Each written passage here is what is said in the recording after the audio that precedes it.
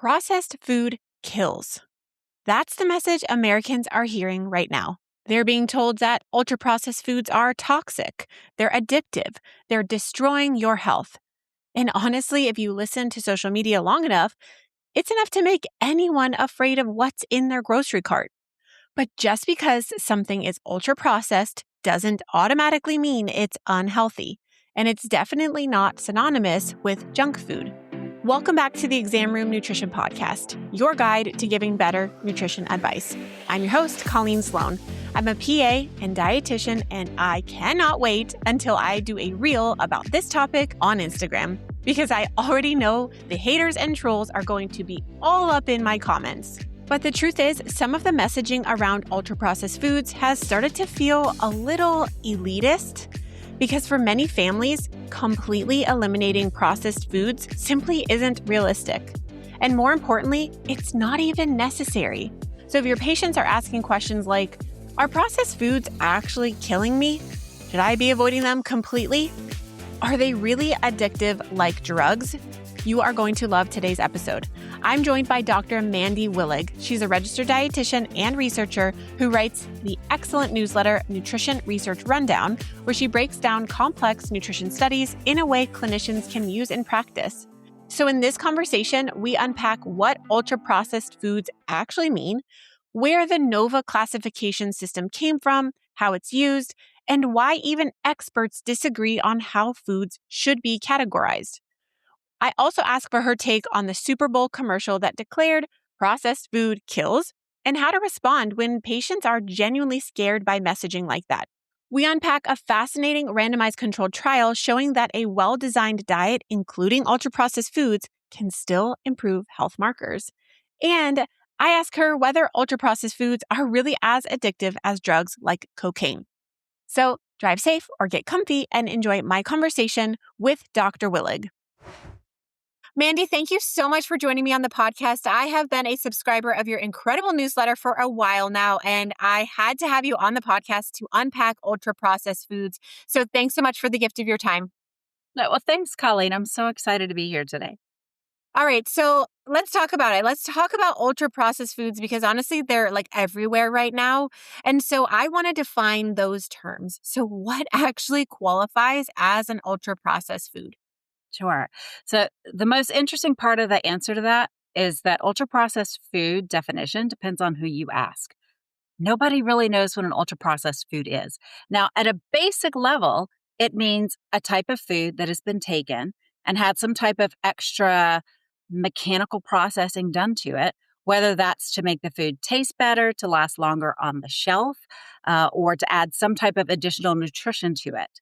And then that ultra-processed food is put out on the market. So at the basic level, what people don't realize is that this is purely a form of food processing.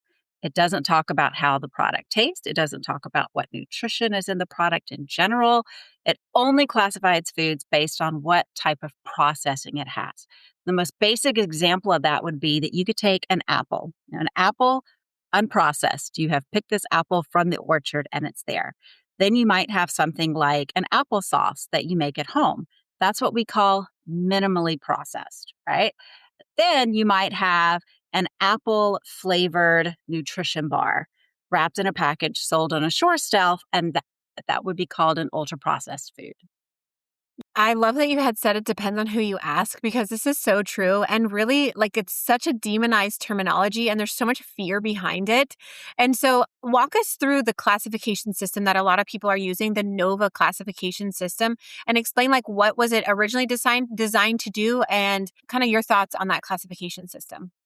Absolutely. And when you mentioned the part about people not knowing what this means, I think I said in one of the newsletter editions that I asked 5 different people what ultra-processed foods were, and no one gave me the same answer. So it's one of those things that people say, well, I think I know when something's processed. But how we actually say something is or is not an ultra-processed food is how it ranks on this NOVA classification system, right? So this system came about because researchers in Brazil who were actually studying malnutrition realized that the Brazilian diet was changing a lot and becoming much more heavily inundated with a lot of prepackaged and processed foods. So those researchers came up with this classification just as a way to be able to figure out what are people eating at home that is sort of, they're making it themselves, they're using more traditional ingredients versus what are they buying off of a store shelf. That's how it started out. So they broke this NOVA classification down into 4 different categories. So that first category is what you would call minimally processed or not processed foods. So again, these are going to be things like your fresh and frozen fruits and vegetables, legumes and nuts that are just picked and don't have a lot of added sugars and salts and flavorings, just basic things like that. People a lot of times don't realize that fresh meats and things will also go in that category. Then they have category 2. Category 2 is basically the things that you cook with. So it's things that have been processed so that you can use them to cook with other things. They call it processed culinary foods. So what does that mean? That is going to be things like your seed oils. So canola oil, olive oil, rapeseed oil, things like that. It's also going to be some of your different spices that are picked fresh and then ground down and bottled up in a store. It's going to be things like butter, lard, those types of products that, again, we're going to cook with. Then they took it down to another category, category 3. And this is where people get confused a lot, is with category 3 and 4. 3 is processed foods. So what does that mean? It means you took something from category 1 and category 2 and you mashed them up together to make a food. So that a lot of times is going to involve foods that we don't necessarily think about as being just regular processed versus ultra processed, like beef jerky, bacon, canned vegetables, things like that. Then those ultra processed foods are the foods that have the highest level of processing. So what does that mean? It means that you have gotten things like emulsifiers, flavoring agents, extra types of fiber, so extra things such as carrageenan, maltodextrin, sugars, so that you can alter that product enough that, like we said earlier, lasts on a shelf longer, right? Or it has extra flavor enhancements. So that's where you're going to get into things like your frozen meals that are in the frozen food aisle, those packaged cereals that are on the shelf, and that type of thing. Now, a lot of people sometimes will get confused about what is and is not ultra processed food in these categories, right? So I think one example of that really surprises people is milk. So cow's milk, goat's milk, those types of milks are in category 1. They're minimally processed, even if they're pasteurized. Plant-based milks like almond milk and oat milk are considered ultra-processed foods in category 4. So those will confuse people. The same thing with a food like yogurt. Yogurt, just basic yogurt that you make at home or that you buy in a grocery store that doesn't have any sugar added, is considered a minimally processed food.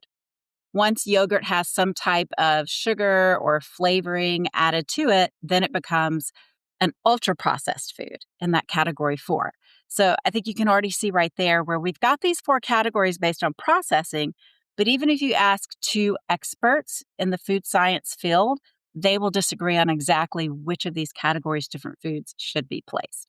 But it gives us a basic starting point for something that we do need to classify. We do need to know what ultra-processed foods are and aren't. And this is an imperfect system, but it's what we have so far. Yeah, there's so much nuance there.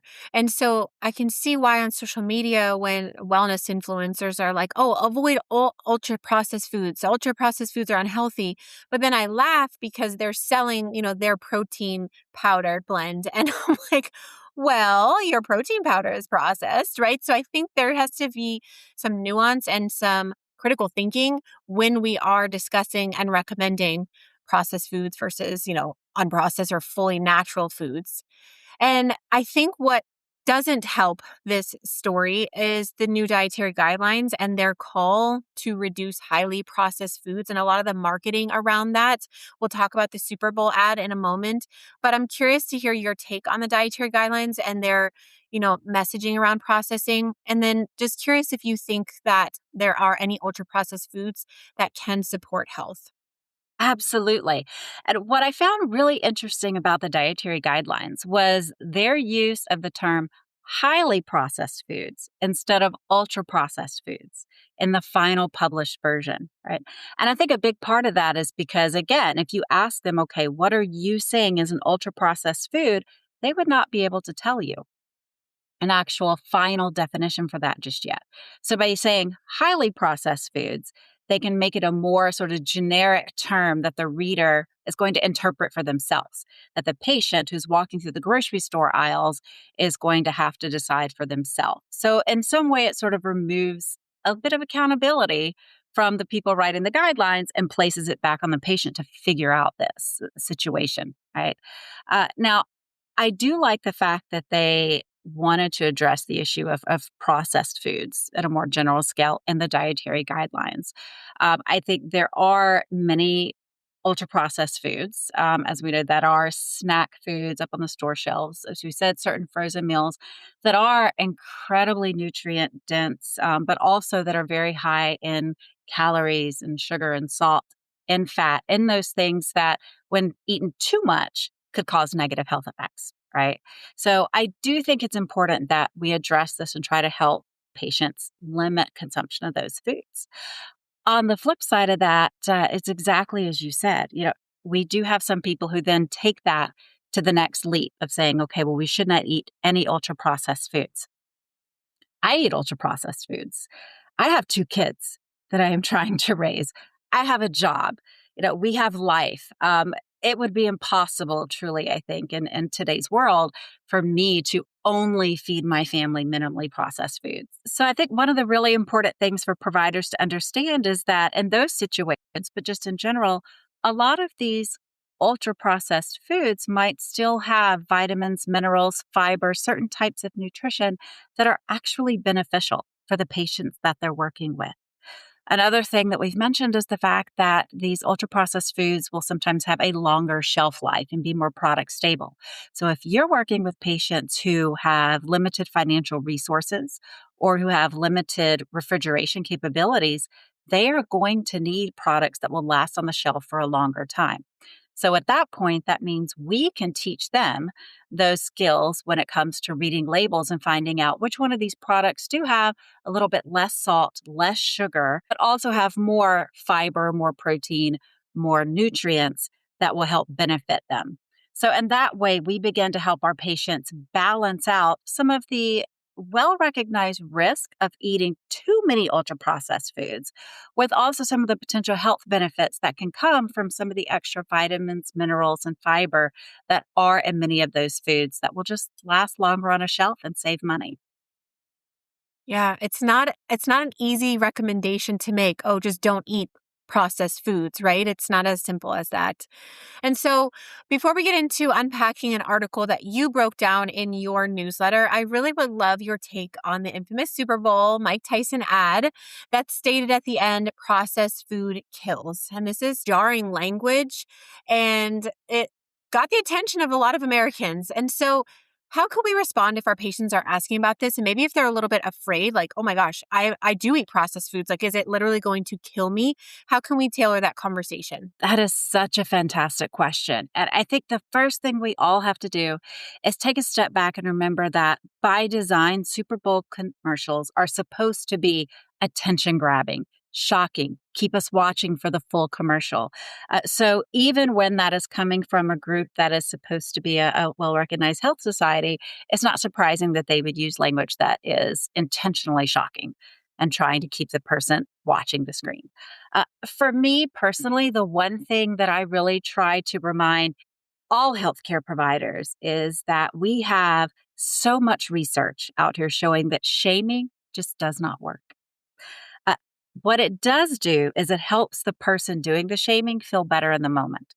It's usually done in a situation where we feel like we don't actually have much control over the other individual's actions and decisions, but we want to help them.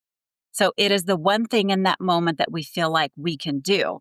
But we have to remember that really it's something that's designed to make us feel better, not to actually help motivate another person for meaningful change. So whenever we hear a message like ultra processed food kills and some of the other, frankly, inflammatory language around body shapes that were used in that commercial, we have to help patients understand that the dose makes the poison, right? So if you are eating all of your diet as ultra processed food products, then yes, you might very well have some negative health effects. But if you are including ultra processed foods in a diet that comes from a variety of different sources, or if you're making a point to find ultra processed foods that do have other healthy, nutritionally positive things about them, you are going to be fine. And the fact that you're doing any of these things to make positive health changes for you is going to be much more meaningful at the end of the day than a few dramatic words in a commercial that lasted all of 30 seconds. Yeah. I had so many thoughts about that commercial. I Yes. actually wrote a LinkedIn article on it. I read that LinkedIn article. It was fantastic.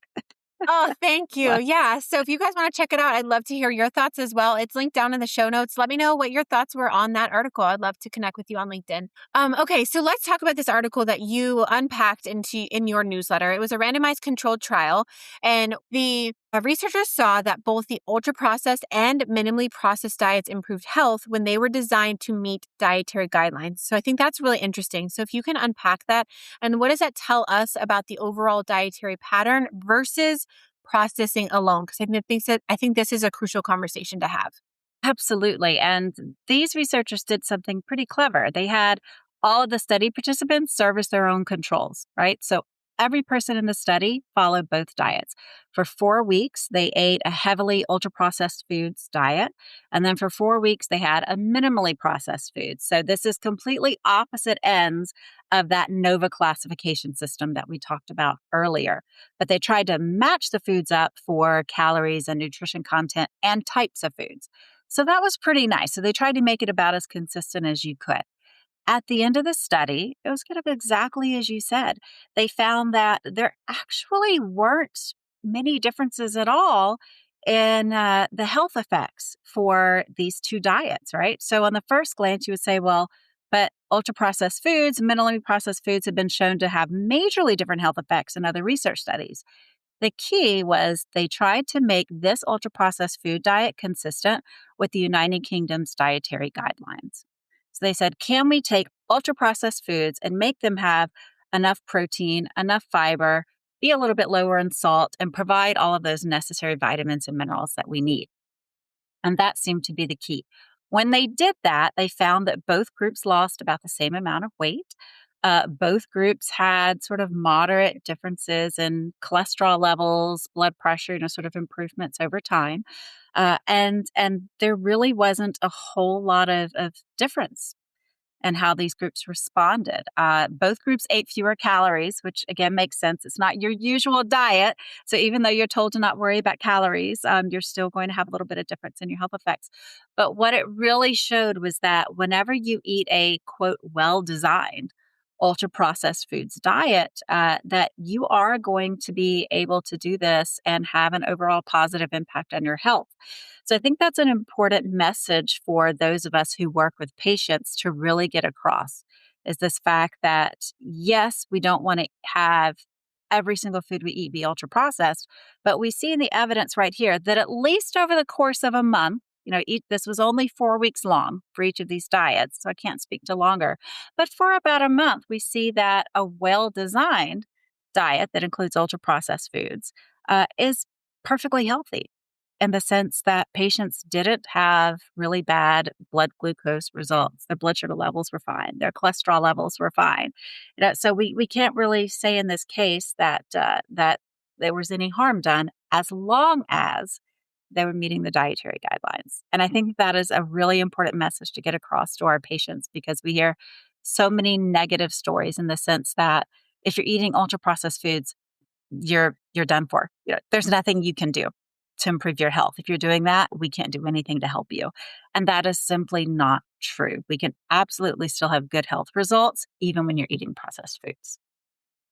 Yeah, and I think I love that point there is when you follow the guidelines, then your outcomes will be improved. And I think this is maybe one good thing that came out of, well, not one of many good things that came out of the new dietary guidelines is it's very consumer forward. And this is the first time, at least in my experience and in my opinion, that society and culture is actually talking about the dietary guidelines because it is so political. It is such a hot topic that I'm hoping that Americans will start to follow it better because there's really nothing wrong with the old guidelines. It's just that nobody Right. followed them. And I think your words right there are so key. Nobody followed the guidelines. And we do, again, we have quite a bit of research, that backs up what you just said there. The fact that we love to say negative things about dietary guidelines because it is the easiest thing to speak out with negatively.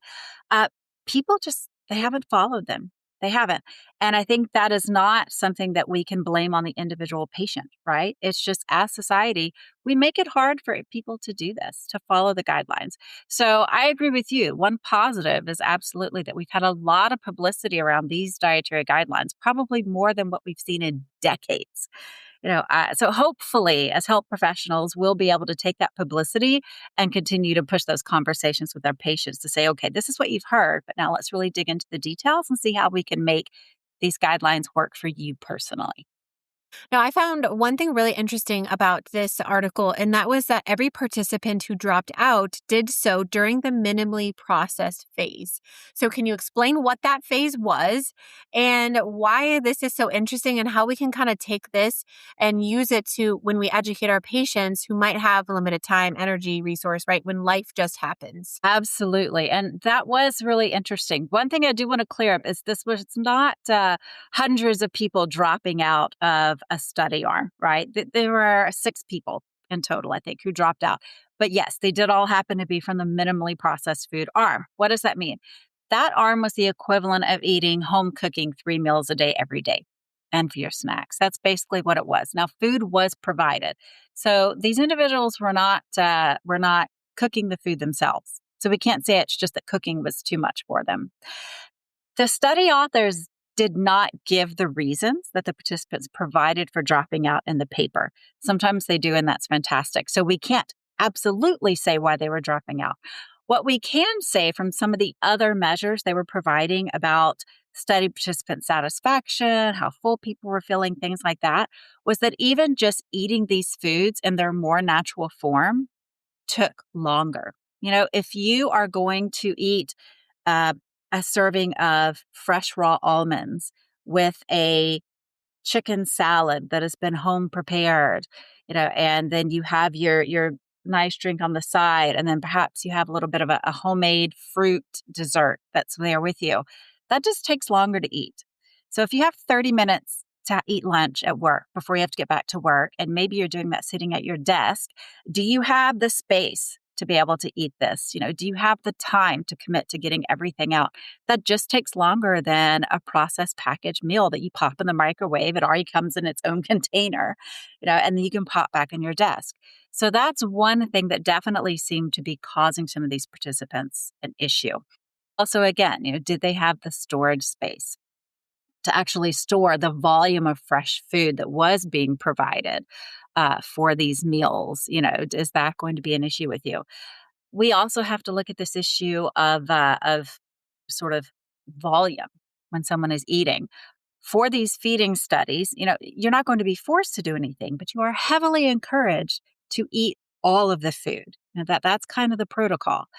So it wasn't just people dropping out, but people, whether or not they were able to be adherent to the program, meaning did you eat every single thing that we gave you and eat nothing else on the side, unless you had permission. And that was just harder in the minimally processed group. You're going to feel full sooner when you're eating some of these foods. So for matching for calories to the ultra processed foods, that might be hard. You might just have to stop before you finish the diet. And for some people, feeling overly full in that way might have been too much to handle.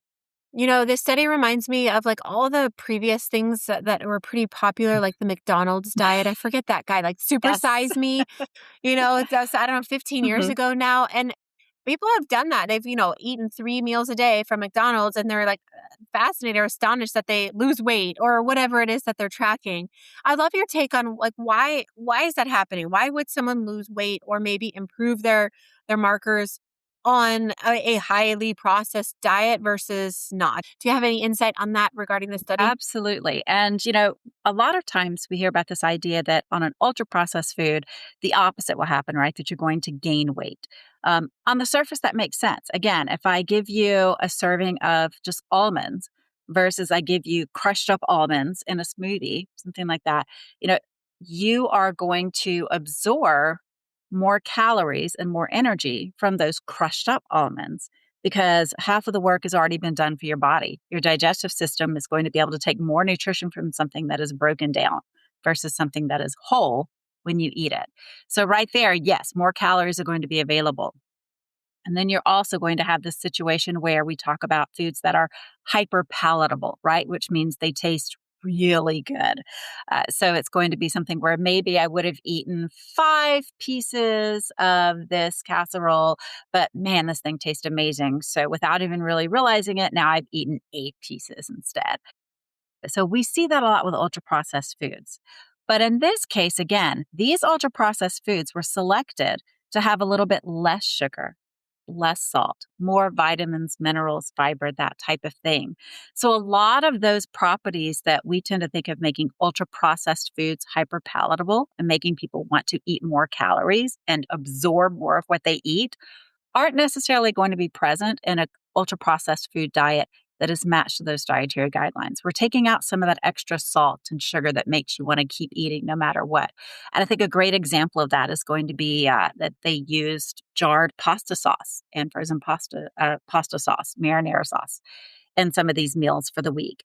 And in that case, you could have a pasta sauce that has a ton of sugar, a ton of salt in it, or you can select one that has much less sugar and much less salt. Both of these jars of pasta sauce are considered ultra processed foods, but the second one has significantly fewer calories than the original first version. So, in that case, even if you eat the same amount, you're going to eat less foods. Now, for these individuals, yes, they were both losing weight in this study on both diets. The minimally processed food group did eat more, but the ultra processed food group had more satisfaction with what they were eating. One possible reason for that is that for many of these individuals, those foods may have just been more familiar to them in that form. It may have been a little bit closer to what they were used to eating anyway. So even though they would get fuller sooner with minimally processed foods, the ultra processed foods were just a little bit more of a comfort food situation in some cases. So they were still able to eat fewer of them. I'll say, though, I will add this one note. One thing we cannot rule out here is the fact that for some of these individuals, the amount of food, the types of foods, and the calories could have still been worse overall for their typical diet than the ultra processed foods diet was, especially since it was designed to meet the dietary guidelines, right? So you try to give people who are in your research study a little bit of a lead in time. So you say, okay, we know that what you're eating, even to our what we would consider experimental diet, might be worse. So I want to have everybody eat the same diet for a week or two and then start the research study diet. But the truth is, even then, that might not be long enough for the body to adjust. So we can't rule out the fact that, yes, people are losing weight, even though it wasn't meant for them to lose weight on this diet.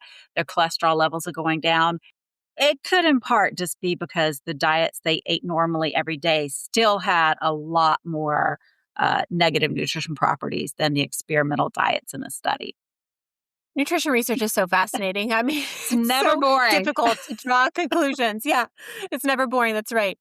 Okay, I want to end our conversation with a very popular narrative that ultra processed foods are as addictive or even more addictive than drugs like cocaine.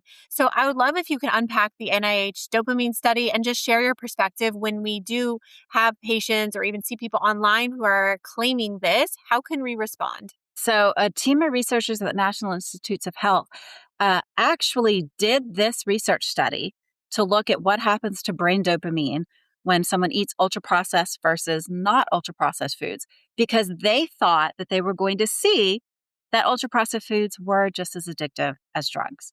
So, they actually did this study to prove their hypothesis correct, right? Basically. And the results that they saw were completely the opposite of what they had expected to see. So, what they found is that the brain dopamine signaling was completely consistent, whether someone had ultra processed foods or minimally processed foods.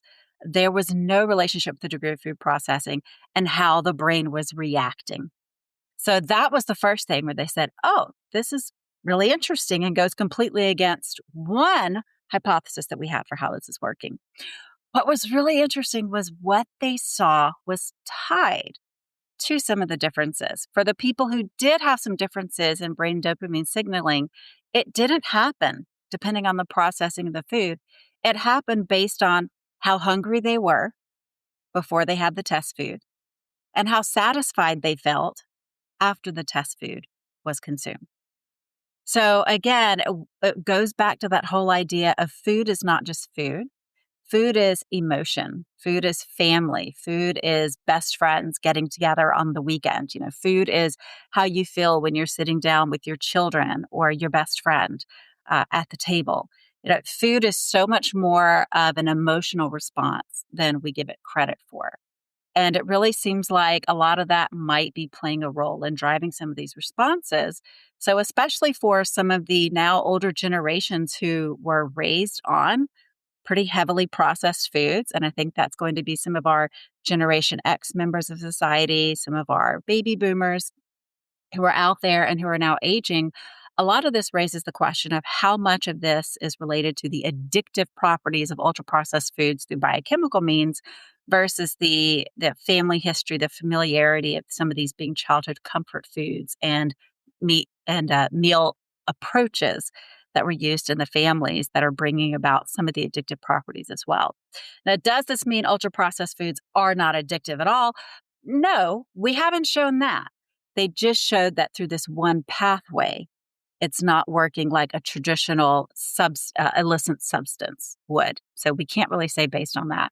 Now, the other thing that I love about this study is the fact that that depending on who you talk to in the community, it was more or less supported by the study funders. What does that mean? Well, it means that the study funders didn't like the results because it didn't support the narrative that they wanted to promote.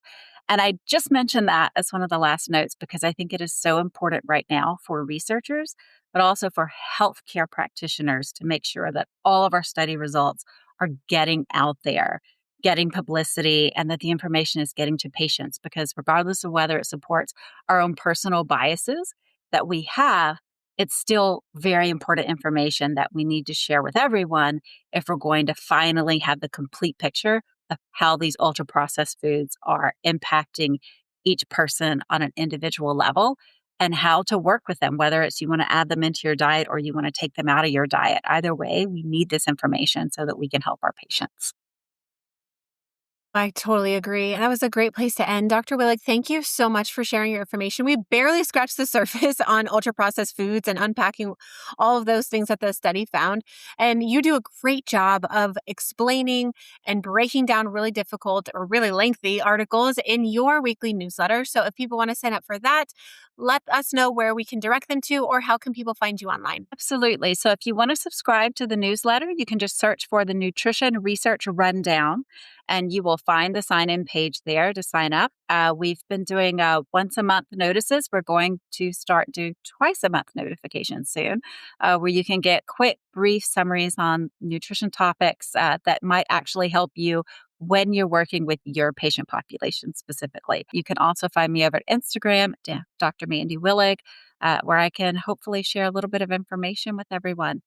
And Colleen, it was so great to be on the podcast with you today. I love that you are taking the time to actually help clinicians know the best ways to support their patients in an area where we all would love to know all of the answers, but oftentimes the answers bring up more questions along the way. So having a resource like this for clinicians where we can all try to come together and make life better for our patients is incredibly important. Well, thank you. Well, would it be possible without having guest experts like yourself? So thank you so much for being here today. And guys, I will see you next week.